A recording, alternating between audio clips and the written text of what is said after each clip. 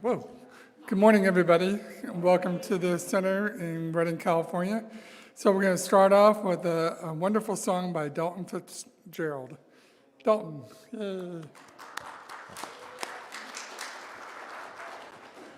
Thanks very much, everybody. This is an Eddie Watkins Jr. song.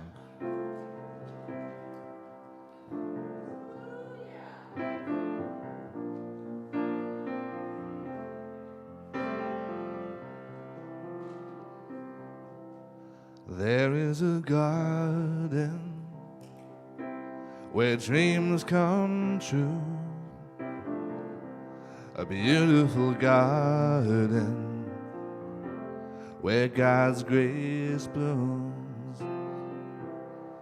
There is a garden where everything grew, a beautiful garden where love is sown. And in this place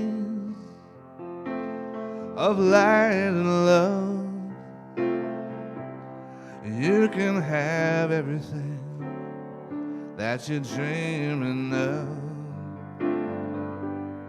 There is a garden where dreams come true, a beautiful garden. That garden is you.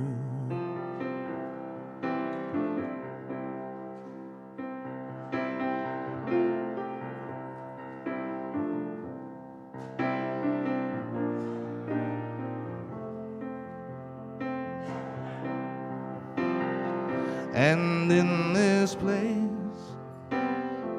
of light and love, you can have anything that you're dreaming of. There is a garden where dreams come true, a beautiful garden. That garden is you, such a beautiful garden. That garden is you, such a beautiful garden. That garden is you.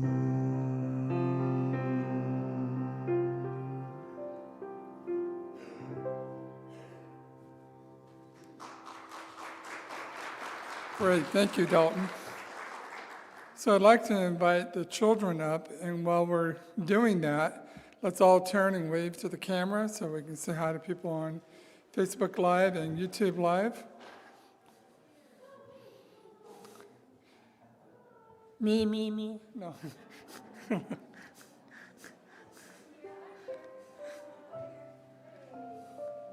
Great, thank you. So we have the children coming up, and Judy will play Face of God.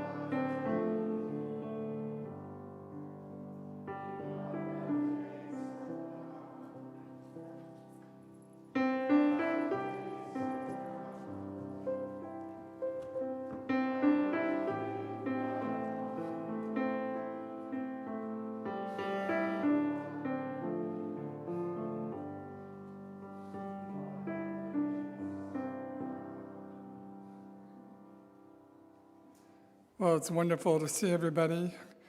As I mentioned, I'm Charlie Bourne. I'm the practitioner for today, and so I'm available for prayer support after service if you would like to.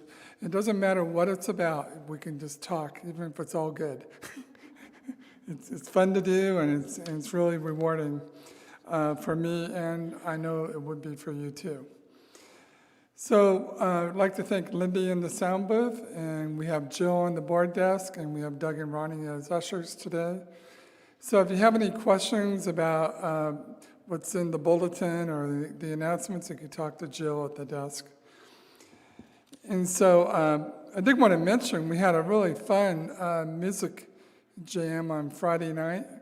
And I just mentioned it because if you missed it, you missed a really cool time.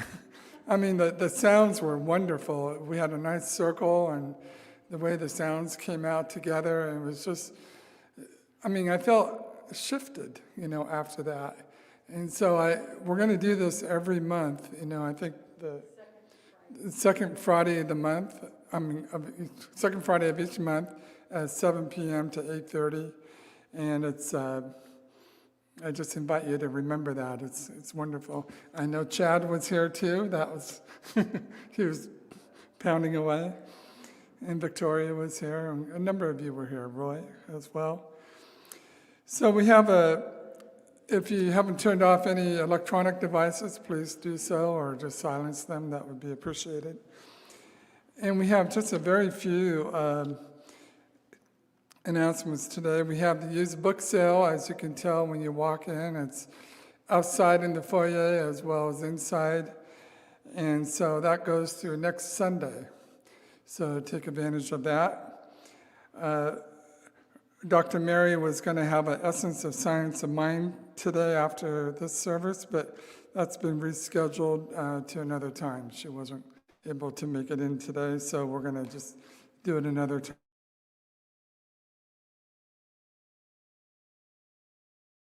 Tomorrow night, and with Reverend Sue, and then as well, Kathleen Patton. She's a MS LMFT, but what she's going to do, Kathleen, is share her wisdom and healing art of emotional freedom technique, EFT.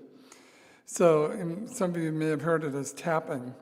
I've experienced this myself, and it really is a wonderful experience. So you should check in with Reverend Sue and join that group tomorrow night. And then Roy Wolfstad has his men's group tomorrow night. Actually, it's on Mondays, October 11th and 25th, 7 to 9 p.m. in the conference room and online. And you can check with Roy about getting the Zoom link for that. And then I just briefly wanted to mention, because we have announced that we have a selection committee searching for a new minister. As you know, that Reverend Mary retired, and then Reverend Sue is going to retire at some point once we get the right and perfect minister to show up, in our consciousness and for this center. And our committee has done a lot of work, in preparation, and we have a wonderful posting on the minister's site, within CSL. We have a video. If you haven't seen the video before, you can go to our website and check out the video. It's about our center and about Reading. It's just really a wonderful job. And what we're going to be doing is providing monthly updates in the awareness. We're going to have a corner, which will be an update so you can see how the progress is going. And then also, once a month, Reverend Sue, when she does her weekly update, will have an update in there as well. But in the meantime, you can always check with anybody on the committee, and Roy's here today. He's on the committee. I'm on the committee. And we'll just keep you updated as we go along. And I'm thinking sometime in the near future, we'll share our covenant with you as a congregation, and we'll have a few more of the committee members here, and we'll share that together. And it's kind of like an agreement, that as we go out and raise the consciousness for the right and perfect minister to come here, this is our agreement, with them. And so we would love to share that with you. So it's kind of like a prayer or an affirmation, of what we're putting out there. So with that said, I think we'll move into the next part of our program, and I'll invite Craig up for the reading. Thank you, Craig, for being here.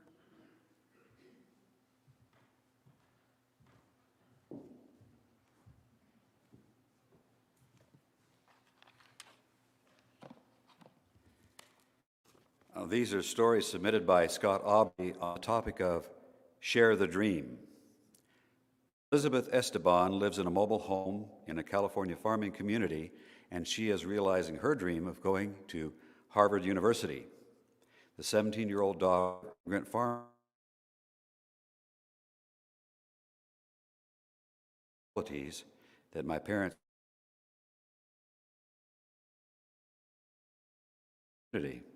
her plans are to become an immigration attorney, a congresswoman, and the President of the United States. Janet Lopez, the cafeteria manager of Deer Creek Elementary School in Edmond, Oklahoma, greets students with a smile and a positive message each and every day. This past week, the students and staff lined the hallways to return the love and to celebrate Janet for passing her U.S. citizenship test. An immigrant from Cuba, Janet said that this was her childhood dream, and she encourages her students to go after their dreams, no matter how hard they may be. When a 10-year-old Gwen Goldman wrote a letter to the New York Yankees in 1961 about her dream of becoming a Batgirl, she was told by the general manager that a young lady would feel out of place in our dugout. 60 years later, the current GM found her letter and made her an honorary Batgirl. Goldman then took to the field in a Yankees uniform, high-fiving the players as a Batgirl. Hair salon owner Pio Imperati took a chance and hired hairstylist Kathy Mora right out of Technical High School. 15 years later, he sold his New Haven business to her for $1. He said it was a dream to turn the salon over to somebody who was worthy. For Kathy, working for Pio and with the salon staff, it has become a family. Pio has wanted every person who works here to flourish, she said, and realize their dreams. And from the words of South Pacific, you gotta have a dream. If you don't have a dream, how you gonna have a dream come true? Live yours.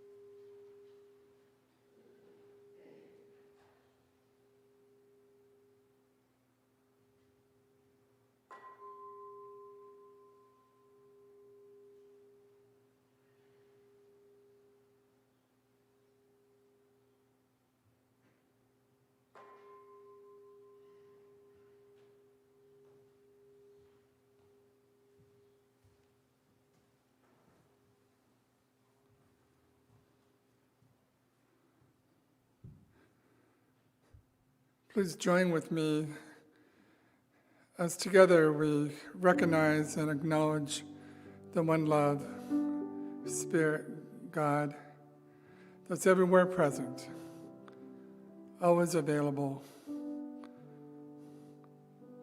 always there. And so I recognize and know that this love and this God, this Spirit, dwells within me as me, uniquely expressed in the most beautiful way. And so today I anchor into this knowing and this realization that I am united with the one, that there is only one. And as I allow the garden deep within me to be fertilized and to know and grow more as the most beautiful expression that I can be, I feel comfort and enthusiasm and excitement knowing that there's a nudge and an urge to want to grow and to prosper and to be the highest expression of who I am, the godlike qualities of who I am. So today I open my mind and open my heart and take in the words of Reverend Sue as she shares her heart, her knowledge and her wisdom, and her channel to the one. So I give thanks for today, for this center, for this community, knowing that we are growing and we are prospering, and we are a beacon of light for those to come and share the dream with us. So I give thanks and I release these words and this prayer into law, knowing full well it is so. And together we say, and so it is. Reverend Sue.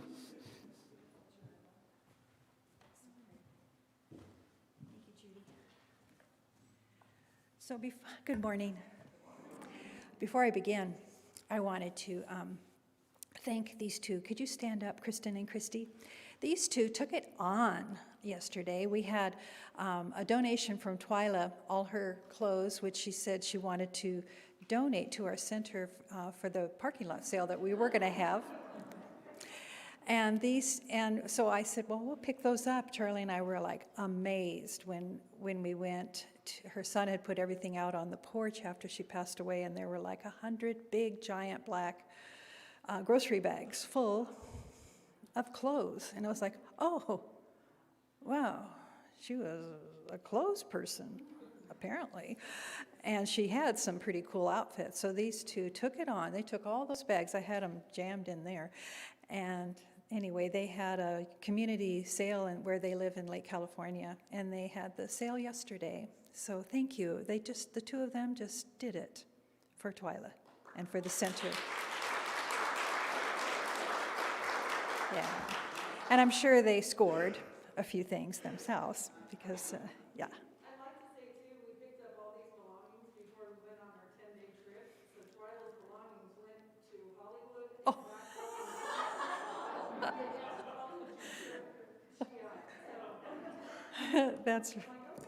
That's precious. That's so funny. I did not know that. You wrote that, but I couldn't understand what that meant. So gosh, I love the way you did the reading, because when we capture those, that's the good news out there. Those moments where we get to hear the ultimate outcome of somebody's dream. And so the monthly theme is going further together, and this topic is Share the Dream. And I start with this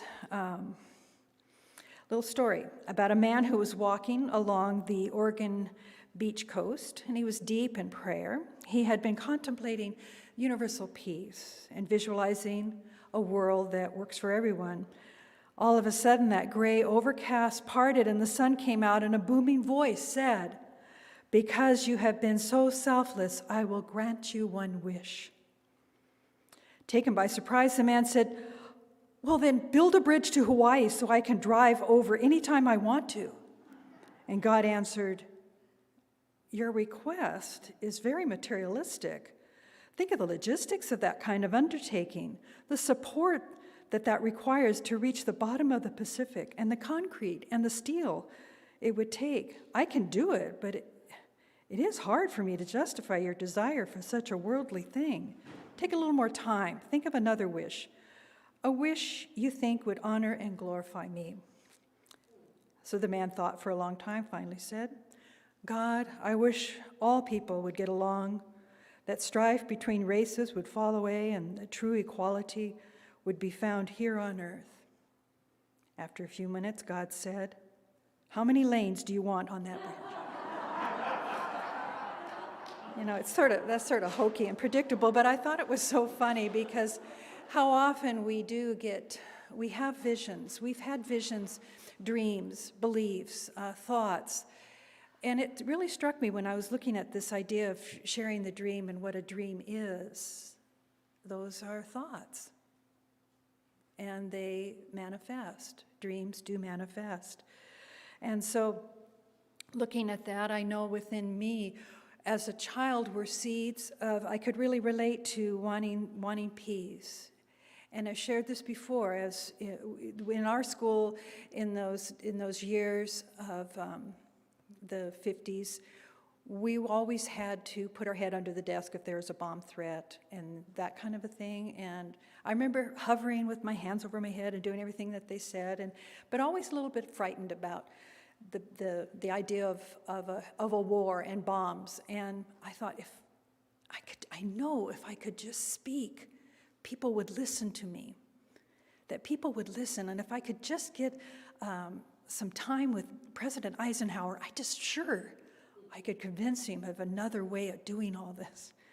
And then I leap ahead these many years later. I am speaking.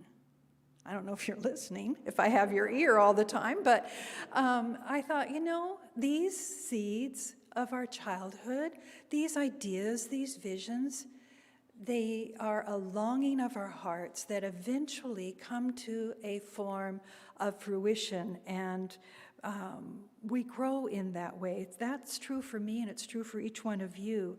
Now, some of the wisdom that I share to you comes from the author of this title talk. She is Reverend Karen Wilson from Edmonton South at CSL. And so she reminds us of the evolutionary vision that our organization carries, that we envision a world where personal responsibility joins with social conscience in every area of the political, corporate, academic, and social sectors, providing sustainable structure to further the emerging of a global consciousness. And I love the idea of a global consciousness, that we're just on the edge of that change as we hone in on our own consciousness and stay true, stay guarded of our own judgments and self-righteousness as we look at our own behavior. We are at that tipping point of a global consciousness that can override and become the dream that we all long for this idea of peace around the world and within our families and within ourselves. So Ernest Holmes supporting this, saying, we are open at the top. That's one of his most popular sayings, stay open at the top.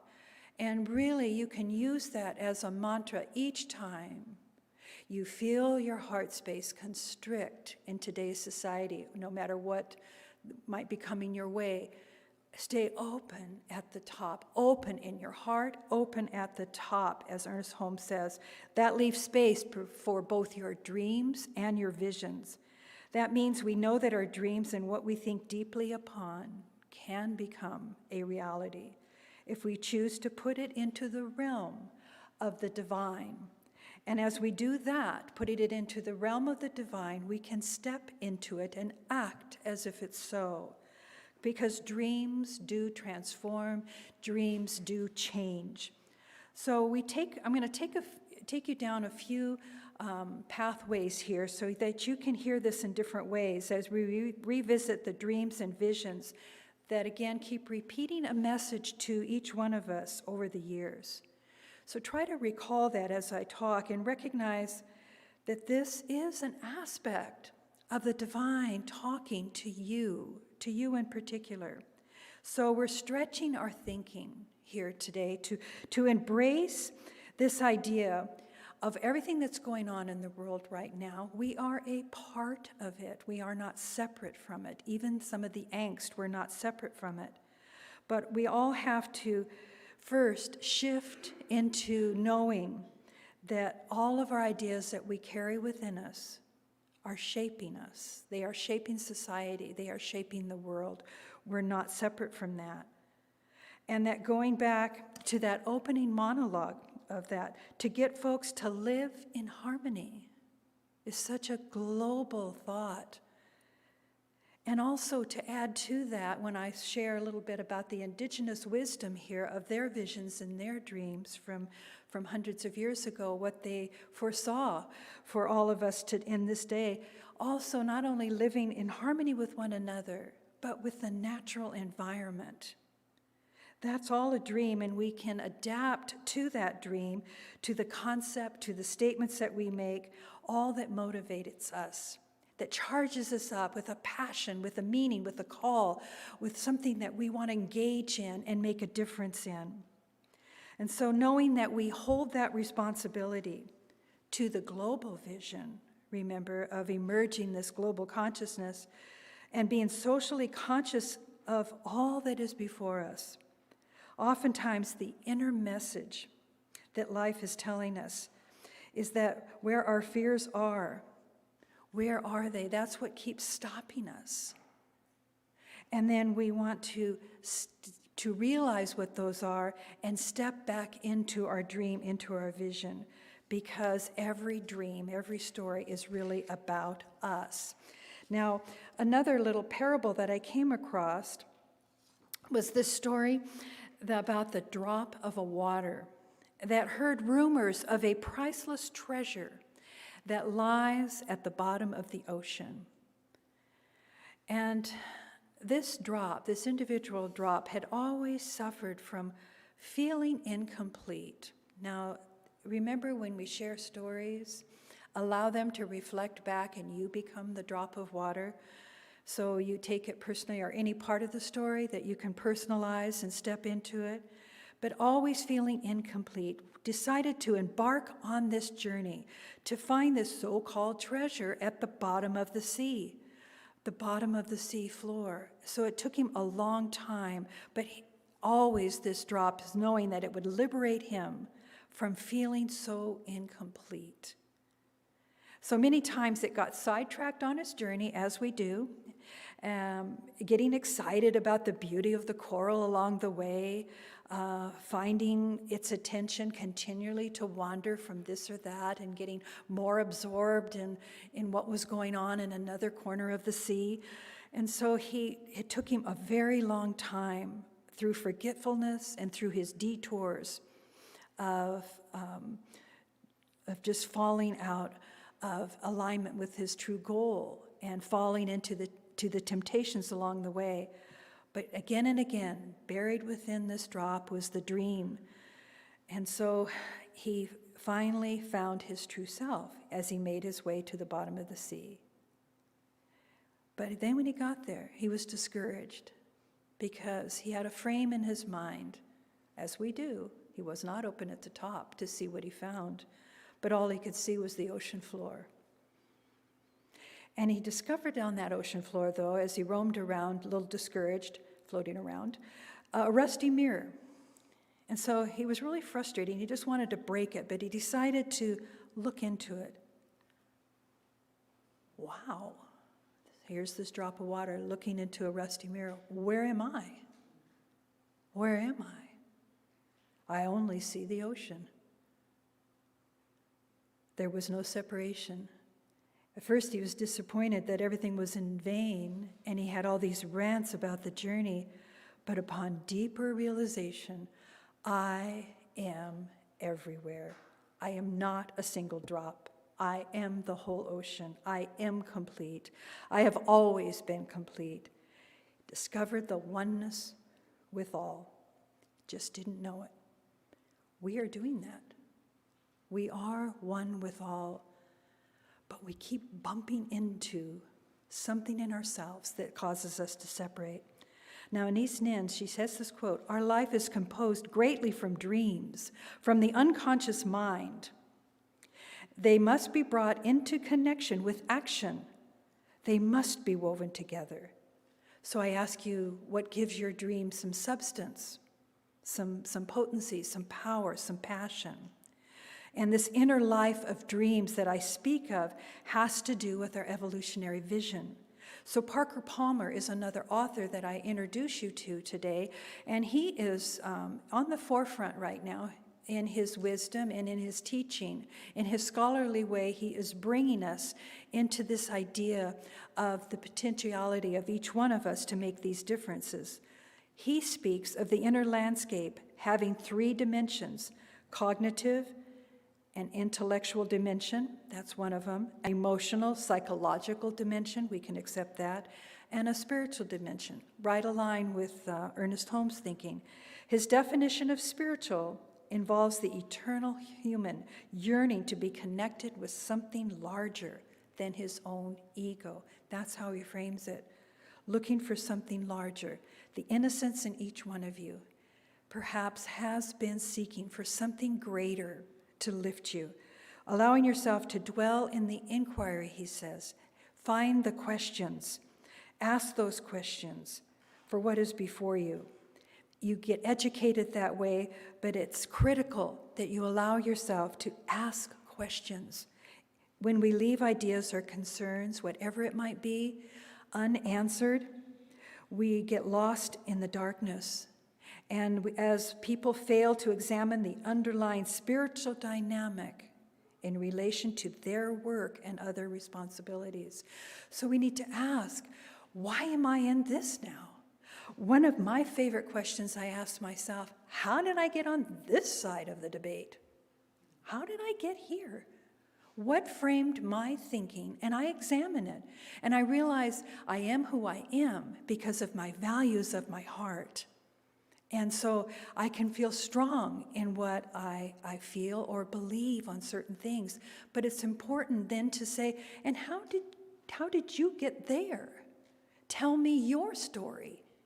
And is there any common ground here that we can both stand on and make a difference? Is there something we have not seen? I love that idea of looking for something we have not seen. Now, Parker describes his grandfather as a master carpenter. And I think of Doug Horber when I hear this. He had you had more than I should have said that yet, because his grandfather only had a 6th grade education. I know you're much more you've had a lot more education than that. But he had an Einstein at his fingertips. His inner guidance his power to dream and vision was so strong in knowing that what he wanted to create, he could build a circular staircase in the middle of his house without using a miter box to cut one of the complex angles, all that were required along the way. He just cut them freehand.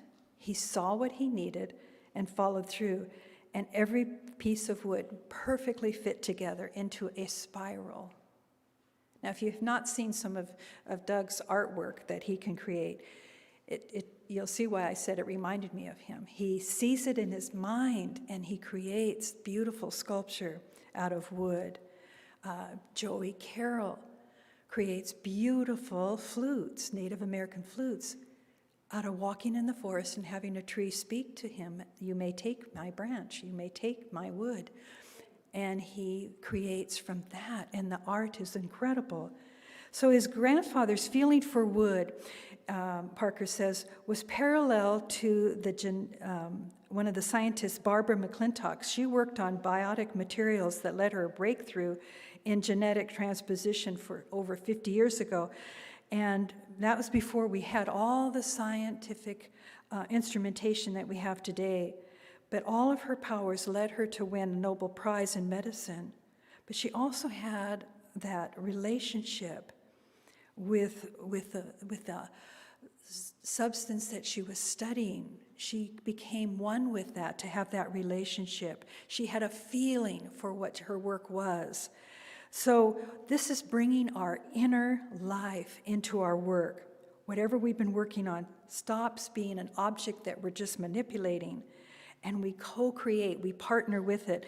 And that's what a good teacher does to a student. That's what a good doctor does to his patient.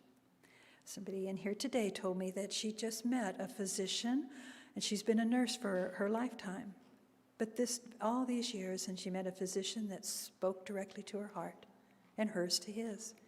And when you have that blend, when you have that harmony, you're in that global consciousness that starts to make that difference of a greater good unfolding. But so good writers, good poets, good potters, all that when they work with the clay, they have this tendency within them to listen deeply. And so according to Palmer, doing the inner work means grappling with these questions again. How do I get my own ego out of the way enough to regard you as a collaborator rather than as a competitor, rather than causing me to turn my back to you?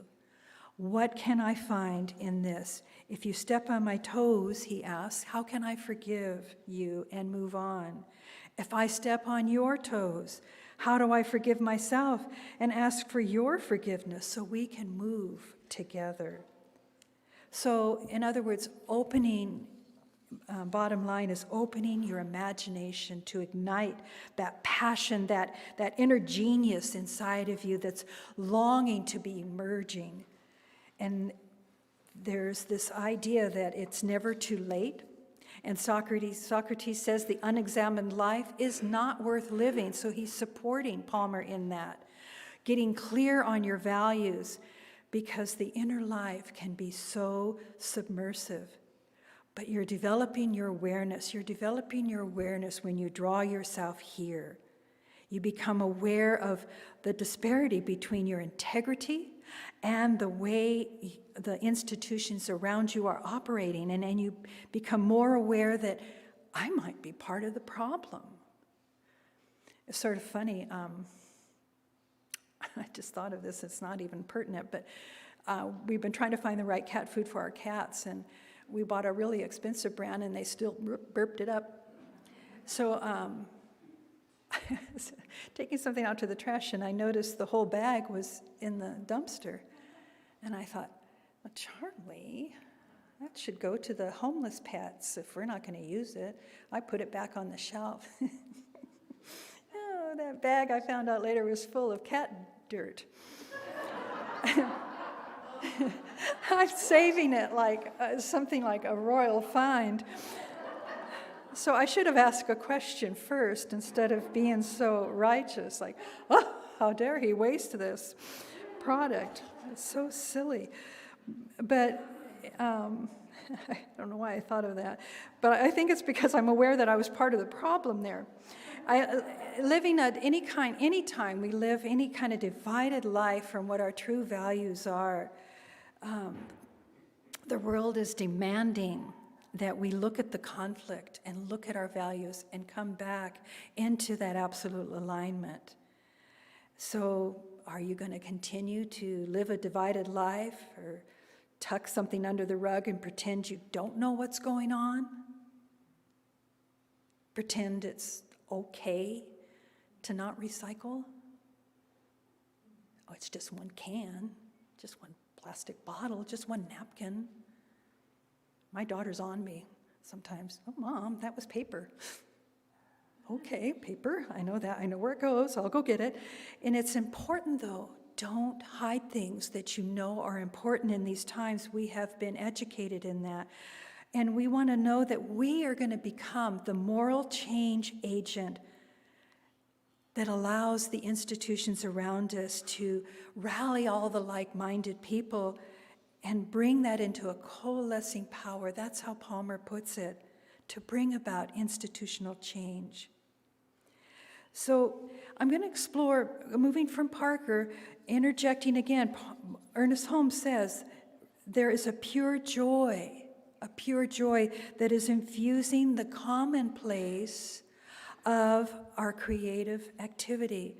Be it your mind, be it your heart. At the very center of everything is this joy. But we have to uncover its revelation within us and allow it to permeate our soul. To allow ourselves to shift, as Charlie shared, to allow that music to shift from Friday night, to heal us, to not be afraid of being a participant in the drum. So we give substance to all of our dreams, and we allow ourselves to continue to know that when we are shape-shifting a new world and transforming our individual and collective dreams, that we are all a part of it together. So as I said, I wanted to briefly touch upon some of the indigenous shaman people. They are the visionaries.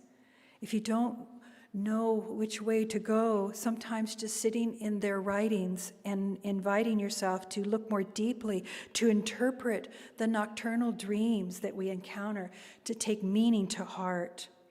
So it can be as simple as this. He says, the shamans regard the signs and omens of daily life because each action has an impact. Everything is in relationship to each other. He tells the story of the Shuhar members calling a late-night meeting to discuss the message of a wilted plant upon the trail. The tribe decided to close the forest path. Plants offer themselves as a spiritual ally. They offer themselves as medicine and food, and they share the living bio-network with the humans. A sick plant can indicate that a path is overused, if keeping it open would serve neither the rainforest nor the people who live there. Unnoticed, more plants could deteriorate and potentially hurt animals, water, and humans living in the area. Consequence to the tribe is as direct as the people depend on the jungle's resource for food and shelter.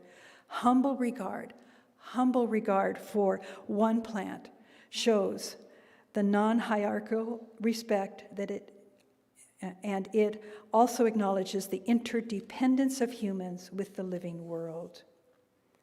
So the same dreams of dominion which annihilated thriving nations in the past drive the current humans into crisis, just as we do not see the wind, but we see its designs as it flutters the leaves of a tree.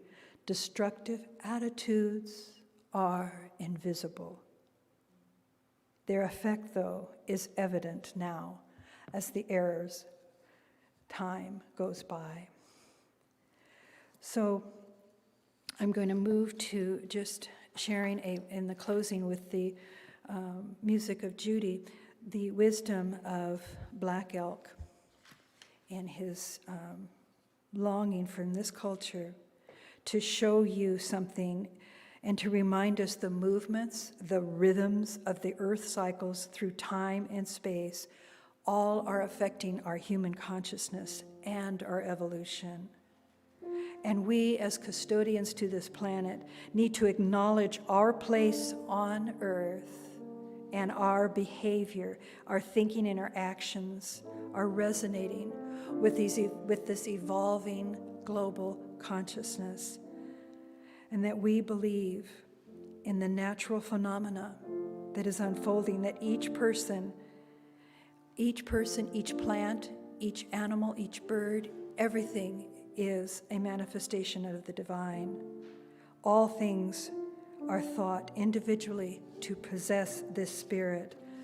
So, from the wisdom of Black Elk, he was 9 years old. He was not yet, had he seen his first white men until he was 9. And at that time, there were vast herds of buffalo. That was the Indian way of life. Black Elk believed that would last forever. The year 1872, he had a vision, he had a dream. He traveled 4 accents with his people, which he understood to be 4 generations he would know. The first accent, the people camped in a circle. In the center stood the holy tree. But when they camped at the second ascent, Black Elk saw that the leaves were falling from the sacred tree. At the camp of the third ascent, he saw the black road of conflict before them. He saw, too, the nation's hoop was broken. The sacred tree was dying. All its birds were gone.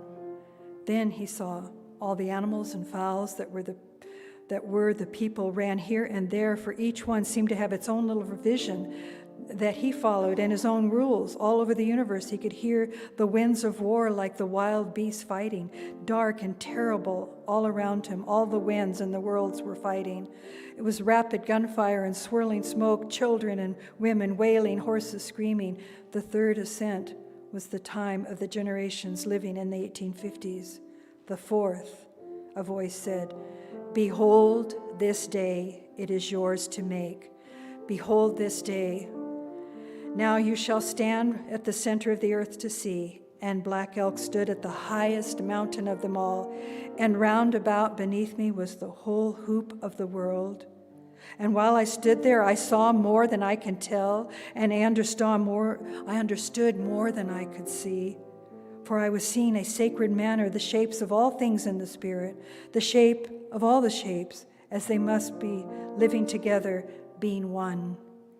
And I saw the sacred hoop of my people was one of the many hoops that made one circle, wide as daylight and as starlight.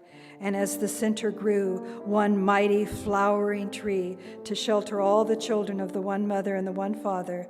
And I saw that it was holy. That was Black Elk's fourth vision. That was the hope and the brotherhood, because the world did not come to pass. Black Elk lived to be a disappointed man, believing that in some way he had failed his vision. You see how a pitiful old man who has done nothing, for the nation's hoop is broken and scattered. There is no center. The sacred tree is dead. But behold this day, Behold this day, for it is yours. It is ours to make it. Now we all stand at the center. We all stand right there, for this day is ours to make. We're at the center of the earth. We're at that moment. Black Elk tells us it's everywhere. All we need to do is see the world in a sacred manner, and the holy tree will live again. So we take a pause just to accept that truth, to allow that holy vision spoken by a powerful leader of the indigenous people who had the wisdom and the heart, even through his fear, to remain true to the vision of the sacred tree, of the holy times, of our purpose here. So I give thanks as we share the dream, we share our dreams, and we create together a world that indeed works for all. In gratitude, I release this word, knowing that we each take a piece of the stories today, infuse our lives with a greater understanding, and we rise to the call. Thank you, God, for a place to be, a time to listen, a time to be heard. We give thanks, and together we say, and so it is. Thank you for listening.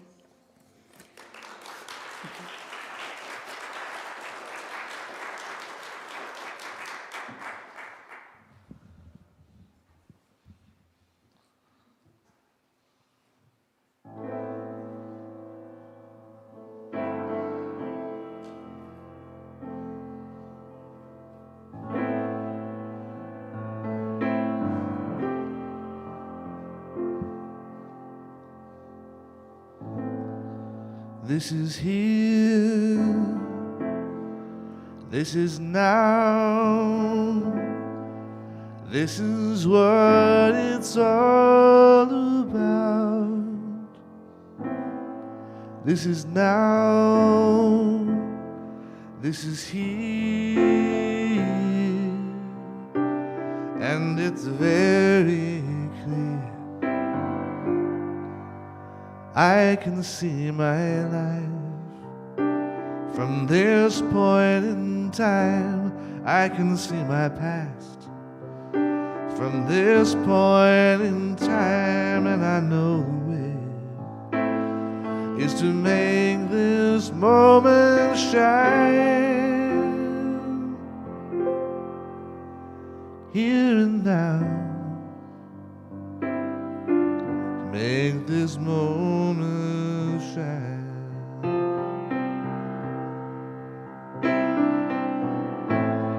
This is here, this is now, this is what it's all about. This is now, this is here, and it's very clear. I can see my life from this point in time. I can see my path from this point in time, and I know the way is to make this moment shine here and now. To make this moment shine.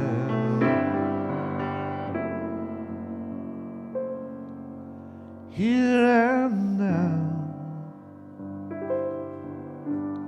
to make this moment shine.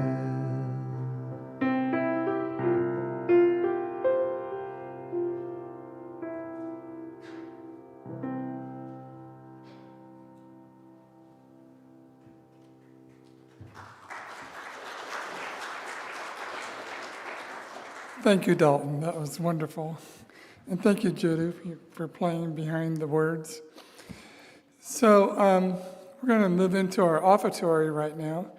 And I did want to mention, I forgot to welcome anybody new today, or if anybody would like to have a packet to take home to somebody, you can just look to one of the ushers and they'll get that for you. And then also I wanted to mention too that Reverend Sue and I both signed up for the Parliament of World Religions, which is next weekend. It's virtual.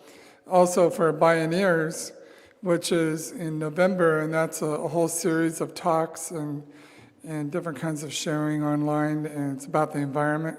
And what we hope to do is bring some of the videos and talks back to the congregation and share that with you and have discussions. It's a great resource. So for the offertory, we're going to do our Offertory Affirmation. So if you want to just repeat after me, but really deeply let it sink in, and know that when we do an offertory, it's a circulation of good, a full circulation, give and receive. So gratefully I give, with an attitude of abundance. For as I know as I give, I do receive. And so it is. And as the baskets go around, do feel free to sing along with me.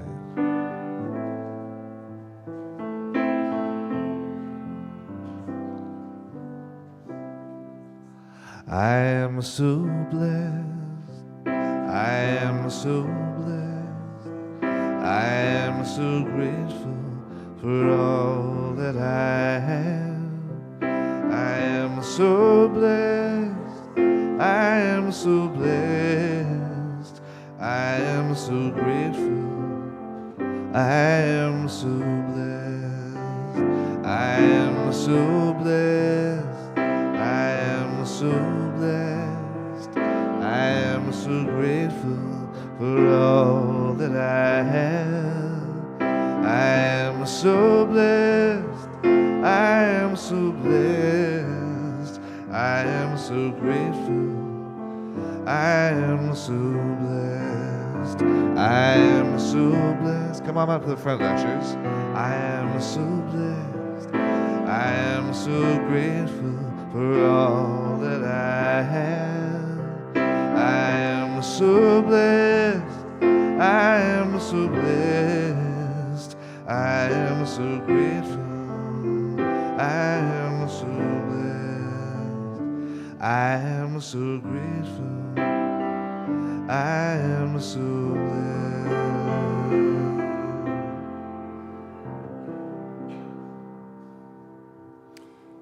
We are so blessed. So thank you for your gifts from the heart, your gifts of abundance to this center, for as we receive these gifts, we receive them with a full heart. And we treat these gifts with pure intention and pure good. As it goes out into this community, it supports this center, and it supports each and every one of us in this teaching and in this place to gather as a community. So we give great thanks, and we release this prayer of thanksgiving and grace to the one. And so it is. So we're going to close with a beautiful song by Dalton again. And just a reminder, we have the bookstore, and I think we have some coffee and maybe cookies in the social hall if you'd like to grab some of those. And also just enjoy the weather. It's just like the best time of year in Reading. So we had Landscape Seva yesterday, and it was just so much fun being outside, walking around the grounds. And so if you haven't checked out the grounds lately, just go for a walk. You know, it's just beautiful. So thank you, and then we have Dalton, and we'll see you later. All right, I invite everybody here to stand on up. It goes for everybody at home, too, if you've been sitting on the couch. now's the time to get up and stretch. It's a lovely day outside. And we know that all things are good.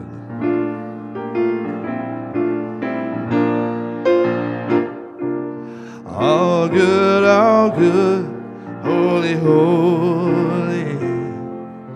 All good, holy, holy. All in my mind, in my heart, in my soul. Let me know all is good, holy, holy.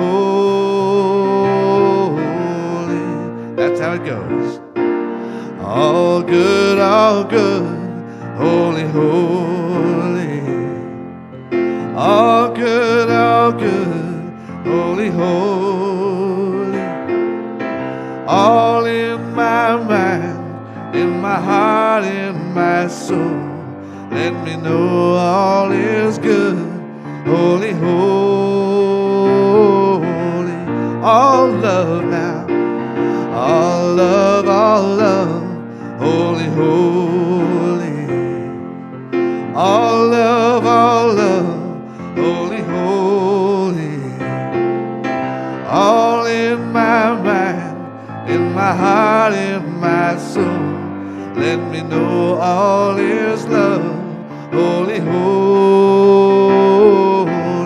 All God now, all God, holy, holy.